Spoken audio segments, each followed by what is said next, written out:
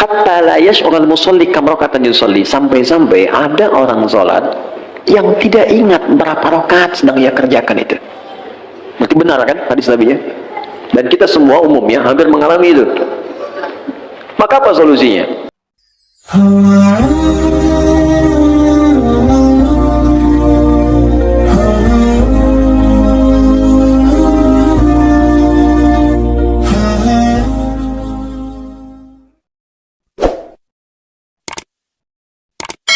Kebetulan saya profesinya dokter bedah, jadi banyak masalah-masalah pasien yang saya pikirkan dan itu terbawa dalam sholat, ya.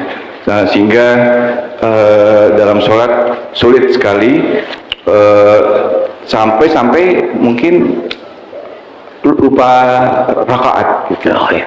Ya. Nah, seandainya begitu mungkin ada kiat-kiat apa yang Ustaz bisa berikan, bagaimana saya bisa khusyuk dalam sholat. Mungkin tadi ceramah Ustaz juga bahwa kita harus memahami bacaan, memahami, tapi saya sudah mencoba untuk menghafal apa segala, tapi mungkin sulit bagi saya untuk menghafal bacaan-bacaan Al-Quran tersebut.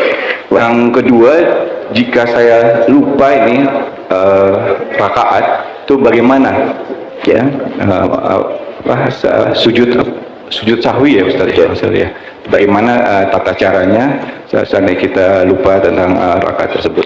Dan yang terakhir mengenai pertanyaan yang terakhir tadi mengenai pakaian yang didapat yang haram, ya, itu seandainya saya mendapatkan sesuatu yang haram, apa yang harus saya kerjakan? Apakah saya harus buang pakaian tersebut? Apakah saya harus berikan apa gimana? Ini itu ya. Terima kasih. Waalaikumsalam warahmatullahi wabarakatuh. Baik, pertanyaan dari Dr. Bob tentang persoalan khusyuk dalam sholat. Memang khusyuk itu masalah yang luas, universal, tidak tersekat ke dalam profesi dokter bedah saja. Tukang kredit ketika sholat bisa ingat kreditnya, yang mau arisan bisa ingat tuh, ya, ini giliran siapa menangnya. Semua. Karena itu di hadis Nabi menyebutkan umum. Ada dua penyebab orang tidak khusyuk. Pertama, faktor setan.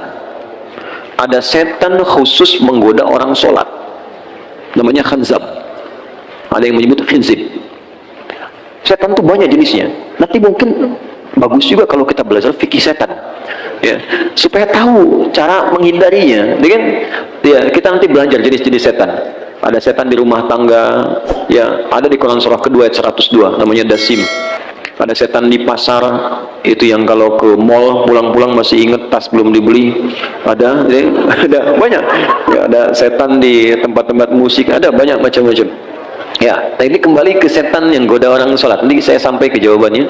Ini Nabi mengatakan dalam salah satu hadisnya, bima ma'na idza kabbara, kalau seorang sudah mulai takbir, kemudian faqala syaitanu, maka setan sudah mulai berbisik di benaknya, udhkur kada, ingat ini, ingat itu. Itu ke semua. Kalau kita belum takbir, itu biasa Pak, gak akan ingat tentang bedah, tentang pasien, tentang macam-macam. Tapi ketika Anda mulai takbir, Allahu Akbar, mulai ingat. Gunting tadi letaknya di mana? Ini ada yang belum dibedah, ini ada yang belum. Itu semua. Berarti normal. Normal. Karena setannya betul menggoda. Ya, datang tuh. Baik. Hatta la yash'urul musalli kam raka'atan yusalli, sampai-sampai ada orang sholat yang tidak ingat berapa rakaat sedang ia kerjakan itu. Berarti benar kan hadis Nabi-nya? Dan kita semua umumnya hampir mengalami itu. Maka apa solusinya? Maka yang pertama, sebelum sholat diminta kita untuk berlindung kepada Allah, berniat dengan benar. Innamal a'malu binniyat, semua amal bergantung pada niatnya.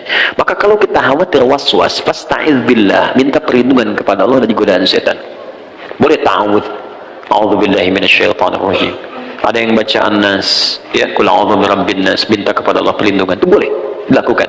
Ini bagian pertama. Dan ulama di sini nggak ada persoalan memohon kepada Allah perlindungan sebelum sholat, karena sholat dibuka dengan takbir secara bacaan, kemudian ditanamkan dengan niat. Yang kedua, ini yang paling penting, Quran surah ke 2 Al-Baqarah ayat 45 sampai 46. Sebelum sholat dibuat persiapan yang matang untuk sholat.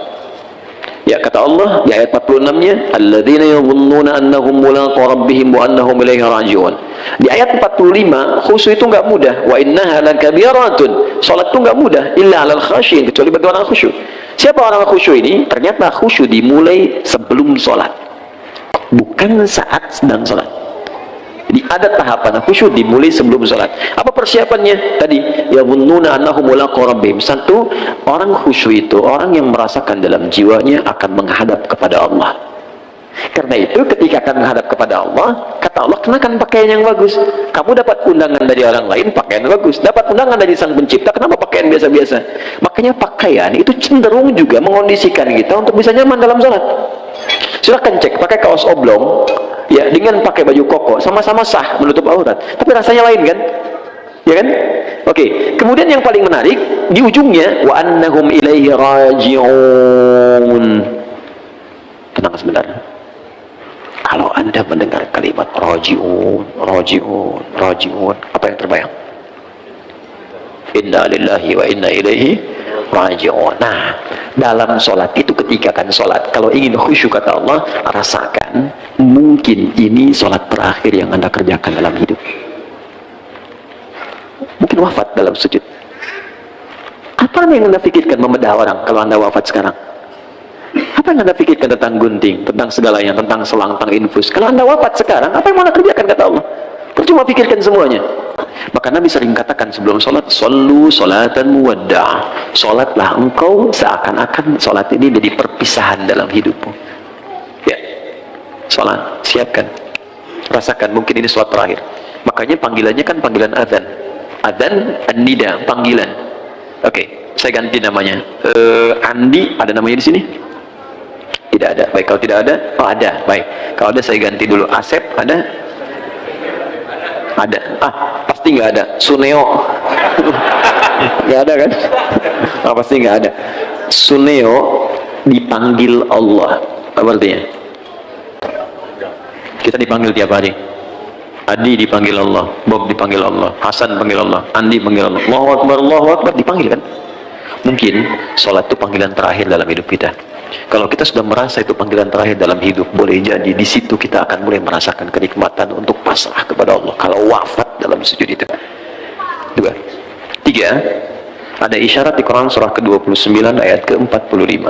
Utslu ma uhiya ilaika minal kitab. Sebelum sholat baca dulu, pahami dulu, rasakan dulu semua makna bacaan dan gerakan dalam sholat. Wa aqimis sholah, baru tunaikan sholat dengan sempurna. Jadi ketika kita merasakan wafat, kita merasakan baca Allahu Akbar, Allah Maha Besar, pikiran menerjemahkan, hati meresapi Allah, saya mengatakan kau Maha Besar, tapi dalam hidup saya selalu merasa besar dalam hidup.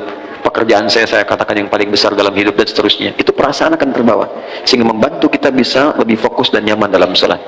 Jelas sampai di sini? Untuk bagian yang pertama. Karena itu saya sarankan jangan capek dulu untuk semua dikerjakan.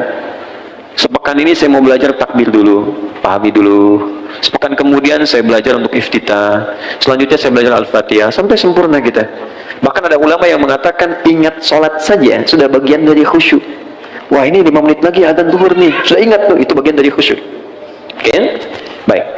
Kemudian yang selanjutnya saya lompat ke bagian terakhir, yang haram ketika hadir dalam jiwa kita atau kehidupan kita, bagaimana solusinya? Kalau dari pakaian dan sebagainya, ada sebagian yang saya mengatakan buang, ada yang mengatakan bakar.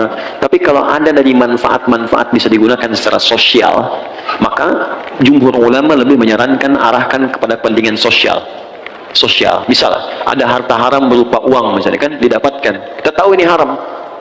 Walaupun misalnya hukum setempat mengatakan boleh, tapi saya katakan ini haram nih secara agama. Maka Anda ingin bebaskan dari itu, maka kemana kan ini? Maka ulama jumhur mengatakan mayoritas berikan untuk kepentingan sosial, bikin jalan, bikin bangunan, bikin macam-macam yang sifatnya tidak konsumtif, ya, bukan dimakan. Jadi jangan berikan pada anak yatim, jangan berikan pada fakir miskin, tidak. Untuk yang sosial sifatnya. Jadi kalau yang tadi misalnya mau diberikan pakaian pada dalam kepentingan sosial, jual, berikan untuk kepentingan sosial, atau dipakai pada hal-hal yang sifatnya secara sosial bisa digunakan, silahkan, tidak ada masalah untuk di situ.